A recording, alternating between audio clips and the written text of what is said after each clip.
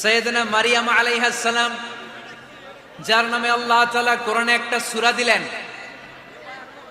উনি পৃথিবীতে এমন একজন মহিয়সী নারী, যেই নারীর গর্ভে, যেই নারীর পেটের ভেতরে স্বামীর স্পর্শ ছাড়া সন্তান দিয়েছে কে? সাইয়েদনা ঈসা আলাইহিস সালাম পেটে আসলেন। মারিয়াম আলাইহিস সালাম লজ্জা পেলেন। হায় হায়, কেমন করে এলাকাবাসীদের কাছে আমি আমার মুখ দেখাবো? বিয়ে করি নাই, স্বামী নাই, বিয়ে হয় নাই, স্বামী নাই, কিন্তু পেটে সন্তান চলে এসেছে। হায় হায়, এলাকায় কেমনে মুখ দেখাবো? লজ্জায় পড়ে মারিয়াম আলাইহিস সালাম এলাকা থেকে চলে গেলেন। কি অবাক করে কাণ্ড! বাচ্চা ভূমিষ্ঠ হওয়ার জন্য, বড় হওয়ার জন্য 6 মাস 7 মাস লাগে নাই, পেটে বাচ্চা আসার সাথে সাথে বাচ্চাটারে বড় করে দিয়েছে কে? সাইয়েদাতুনা মারিয়াম আলাইহিস সালাম এবার বসে পড়লেন, বুঝতে আরম্ভ করলেন প্রেগন্যান্সির পেইন উঠেছে। হঠাৎ করে পেট থেকে বাচ্চা ভূমিষ্ঠ হয়ে যাওয়ার পরে উনি কাঁপতে আরম্ভ করলেন। ক্ষুধার চোটে খাবার কিছু নাই, সামনে ঝর্ণা, উপরে একটা খেজুর গাছ। সাইয়েদনা ঈসা আলাইহিস সালামকে কোলে নিয়ে মারিয়াম আলাইহিস সালাম মনে মনে ভাবে, হায় রে, কেউ যদি একটু খেজুর পেড়ে দিত, এই ক্ষুধার মুহূর্তে আমি খেজুর খেয়ে পেটের ক্ষুধা নিবারণ করতাম।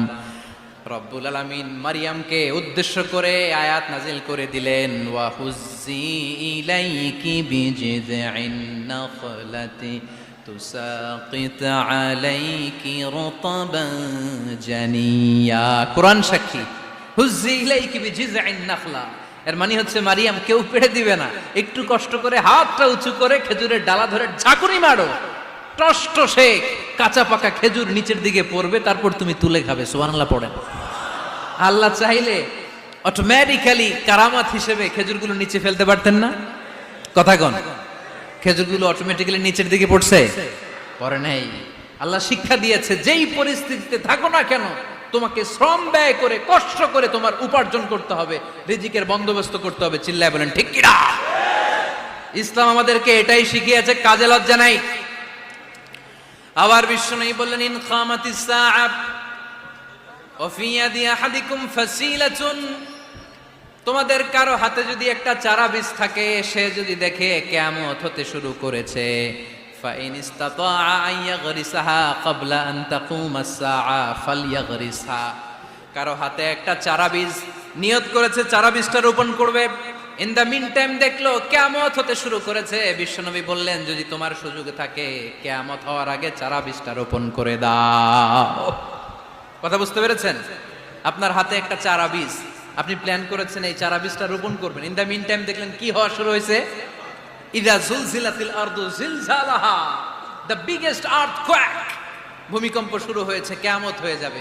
বিশ্বনবী বললেন, কিয়ামত হইতেছে ওদিকে, আর তোমার হাতে যদি চারা বীজ থাকে, দেরি করো না, কিয়ামত তোমার কাছ পর্যন্ত আসার আগে সুযোগ পেলে চারা বীজটা রোপণ করে দাও। ইসলাম শিখিয়েছে শেষ নিঃশ্বাস পর্যন্ত তোমাকে লড়ে যেতে হবে। এই পৃথিবীতে কেউ কাউকে জায়গা করে দেয় না, জায়গা করে নিতে হবে। এই পৃথিবীটা, the life is not a bed of roses, এটা ফুল বিছানো কোনো ফুল সজ্জা নয়, এটা কণ্টকাকীর্ণ। কেউ আপনার স্পেস করে দিবে না, কেউ আপনাকে সুযোগ করে দিবে না, কেউ আপনার জায়গা করে দিবে না, বরং আপনি জায়গা করে নিলে টাইনা নিচে নামাবে। কথা বলেন। এজন্য কখনো অলসতাকে স্থান দেয়া যাবে।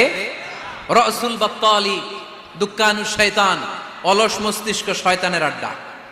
অলস যদি কেউ থাকে, এটাতে টেনে বেঁধে কাজে নামাবে, পারা যাবে? আলহামদুলিল্লাহ, লক্ষ্মীপুরের এরকম অলস ছেলে পেলে নাই।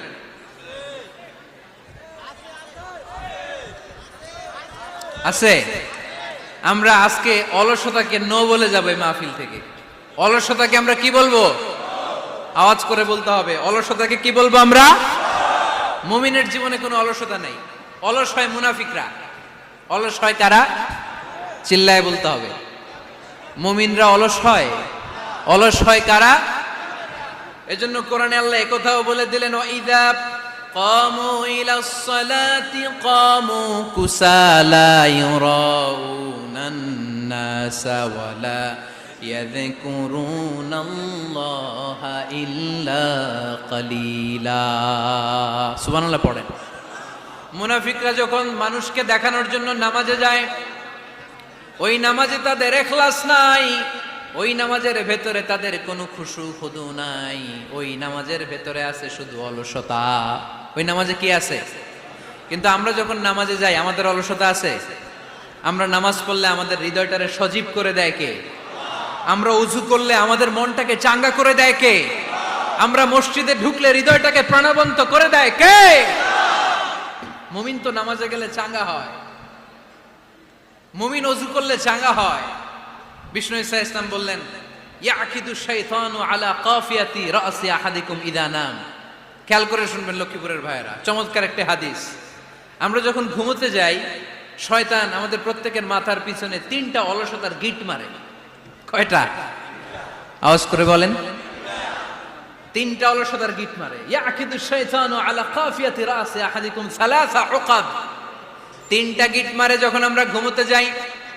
অলসতার 3টা গিট মেরে আমাদের কানের সামনে এসে ফিসফিস করে মন্ত্র পড়তে থাকে, আলাইসা লাইলুন তাওয়িলুন ফারকুদ, আলাইসা লাইলুন তাওয়িলুন ফারকুদ। বিশাল লম্বা রাত, মারিয়াম আলাইহিস সালাম অনেক সময় আছে ঘুমাও, যার নামে আল্লাহ তাআলা রাত 5টা বেজে যাচ্ছে, তাহাজ্জুদের সময় শেষ হয়ে যাচ্ছে, তখনই শয়তান বলে রাত অনেক লম্বা ঘুমাও। সিনারি যেই নারীর ফজরের সময় পার হয়ে যাচ্ছে, পেটের ভিতরে সূর্য উঠে যাচ্ছে, শয়তান বলে আলাইসা লাইলুন কে?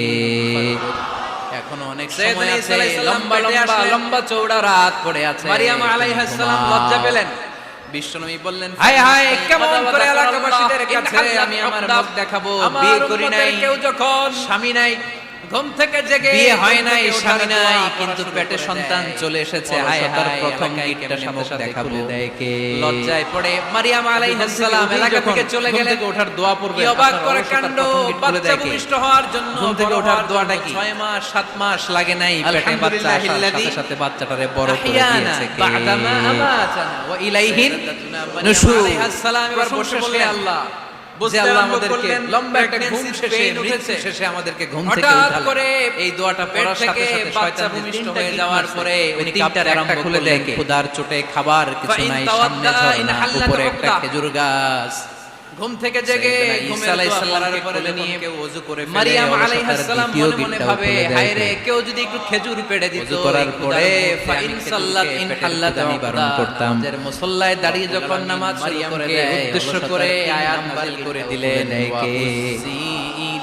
তিনটা গিট যখন খুলে দেয়, বিষ্ণু ঈসা ইসলাম বললেন, ফাসবাহা নাশীতাল কলব, নাশীত, তখন মুমিন বান্দা সজীব হয়ে ওঠে, কোরআন সাক্ষী হয়ে ওঠে, হুজ্জি ইলাইহি ওয়া ইল্লা খাবিসা। মানে হচ্ছে মারিয়াম কেউ পেড়ে দিবে না, ঘুমিয়ে থাকে, কষ্ট করে হাতটা গিট তার মাথার পেছনে শয়তানের অলসতা লেগে থাকে, তাহলে কাঁচা পাকা খেজুর নিচের দিকে পড়বে, তারপর অলসতার রাজা। চিল্লায় কোন ঠিক কিনা? আল্লাহ চাইলে আমরা কি অলস অটোমেটিক্যালি কারামাত হিসেবে খেজুরগুলো নিচে ফেলতে পারতেন না? কি অলস ছিলেন? কথা কোন? খেজুরগুলো অটোমেটিক্যালি নিচের দিকে পড়ছে? সব নবী কর্মঠ ছিলেন। আল্লাহ শিক্ষা দিয়েছে, যেই পরিস্থিতিতে থাকো না কেন, আল্লাহু নবিয়ান ইল্লা রাআনা, এই পৃথিবীতে এমন কোন নবী নাই যেই নবী দিকের চড়াই নাই। করতে হবে, চিল্লায় বলেন, কি চড়াই নাই? ইসলাম আমাদেরকে এটাই শিখিয়েছে, কাজে লজ্জা নাই। কি বলেন? আবার বিশ্বনবী বললেন, ইন খামাতিস সাআ, তো পৃথিবীতে এমন কোন নবী নাই যেই নবী কি চড়াই নাই? তোমাদের কারো হাতে যদি একটা চারা বীজ থাকে, আনতা কাযালিক, কিয়ামত আপনিও ছাগল চড়াইছেন? বিষ্ণু ঈসা ইসলাম বললেন, না, আমিও ছাগল চড়িয়েছি, ওয়া ইন্নী ফালইয়াগরিসহা, আরাআহা আলা সারারিতি আহলি মাক্কা, চারা বীজটা রোপণ করবে মক্কাবাসীদের কিছু পয়সার বিনিময়ে তাদের শুরু করেছে, চড়িয়ে দিতে বললেন, যদি তোমার সুবহানাল্লাহ পড়বেন না, কিয়ামত হওয়ার আগে চারা। বিষ্ণু ঈসা ইসলাম ছাগল চড়াতেন। ছাগল চড়ানো সহজ কাজ না কঠিন কাজ? আপনার হাতে একটা চারা, কেন কঠিন এটা? আপনি প্ল্যান করেছেন এই চারা বীজটা রোপণ করবেন, ইন দা মিন টাইম কি হওয়া শুরু হয়েছে? খুঁটি মারে। ছাগল যারা পালে তারা জানে ছাগল পালা কত কষ্ট। ভূমিকম্প শুরু হয়েছে, ডানে টান দিলেও কই যায়? বিশ্বনবী বললেন, কিয়ামত হইতেছে ওদিকে, ধরে বায়ে টান দিলে কই যায়? যদি চারা বীজ থাকে দেরি করলে কই যায়? কিয়ামত তোমার কাজ পর্যন্ত পিছনে টানলে কই যায়? রোপণ করে দাও। সারা সপ্তাহ আপনি সময় পান না এটার গোসল করাবেন, ভাবলেন ইসলাম শিখিয়েছে শেষ নিঃশ্বাস পর্যন্ত তোমাকে লড়ে যেতে হবে। পুকুর ঘাটে নিবেন, টান দিছেন, ওর বাপের কিরাও এক ইঞ্চি সামনে দেয় না, জায়গা করে নিতে হবে, ঠিক কি না? এই পৃথিবীটা, The life is not a bed of roses, আল্লাহ তাআলা পৃথিবীর সবচেয়ে শ্রেষ্ঠ ছাড়া কোনো ফুল সজ্জা নয়, এটা কণ্টকা কীর্ণ। কেউ আপনাকে স্পেস করে দিবেন ইল্লা রাআল গানা, কেউ আপনাকে এই পৃথিবীতে এমন কোন নবী ছিল না যে কেউ আপনার জায়গা করে দিবে না, বরং আপনি জায়গা চাইলেন টাইনা নিছেন। চরণ অনেক কষ্টের কাজ, কথা বলেন। অনেক ধৈর্যের প্রয়োজন। এখন নবীরা তোমরা ছাগল চড়াও যাবে পর ছাগলের চেয়ে তেরা জাতি মানুষ চড়াইতে হয়। দুঃখান